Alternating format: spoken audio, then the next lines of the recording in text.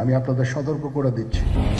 চলতি বছরের ফেব্রুয়ারিতে যখন দেশের রাজনৈতিক অঙ্গন তীব্র মতবিরোধ ও বাক যুদ্ধে উত্তপ্ত, ঠিক সেই সময়ে রাজনৈতিক পরিস্থিতি নিয়ে মুখ খোলেন সেনাপ্রধান জেনারেল ওয়াকারুজ্জামান।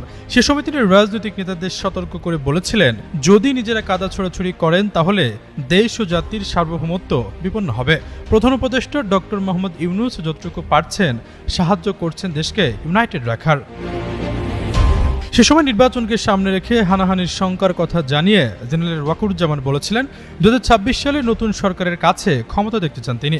এরপর বাহিনীর সদস্যদের ক্যান্টনমেন্টে ফেরাতে চান। সেই লক্ষ্যে রাজনৈতিক দলগুলোকে এক থাকার আহ্বান জানান।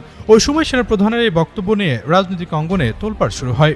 নিজেরা যদি কাদা ছোড়াছুড়ি করেন, মারামারি কাটাকাটি করেন, এই দেশ এবং জাতির স্বাধীনতা সার্বভৌমত্ব বিপন্ন হবে। 4 মাস পর সেনাপ্রধানের সেই বক্তব্য নতুন করে আবারও প্রাসঙ্গিক হয়ে উঠেছে। দেশে নির্বাচনী কাউন্টডাউন শুরু হওয়ার পর থেকে ক্রমেই রাজনৈতিক মতানৈক্য ভয়াবহ রূপ ধারণ করতে শুরু করেছে। জামায়াতে ইসলামী পিআর পদ্ধতি ছাড়া নির্বাচন হতে না দেওয়ার বার্তা দিয়েছে। আর এনসিপির ভাষ্য, বিচার সংস্কার ছাড়া দেশের মানুষ নির্বাচন মেনে নেবে না। সেক্ষেত্রে সবচেয়ে বড় দল বিএনপি বিদ্যমান ব্যবস্থায় ফেব্রুয়ারিতে নির্বাচনের দাবির বিষয়ে অনড় অবস্থানের কথা জানিয়েছে। এমন অবস্থায় রাজনৈতিক অঙ্গনে নতুন করে উত্তেজনা দেখা দিয়েছে। এদিকে শেখ হাসিনা সরকারের পতনের পর দেশ জুড়ে সেনাবাহিনী মোতায়েন রয়েছে। আসন্ন নির্বাচনের আগ পর্যন্ত সেনা মোতায়েন থাকার কথাও জানিয়েছে সেনাপ্রধান। নির্বাচনের মাঠেও 80,000 সেনা সদস্য নামানোর কথাও বলা হচ্ছে।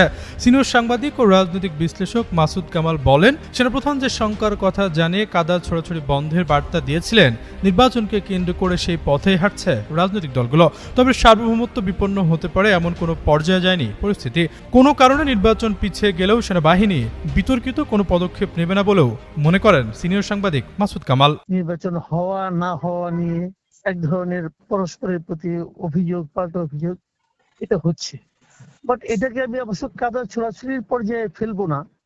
এটা যার যার রাজনৈতিক এজেন্ডা বাস্তবায়নের জন্য তারা এটা করছে। এখন এই মুহূর্তে আমি সেনাপ্রধানের যে আশঙ্কাটা, যে দেশের সার্বভৌমত্ব ক্ষুণ্ণ হওয়ার ব্যাপারটা, এরকম কোনো আশঙ্কা আমি আসলে দেখছি না এই মুহূর্তে। আশরাফুল ইসলাম, যুগান্তর নিউজ।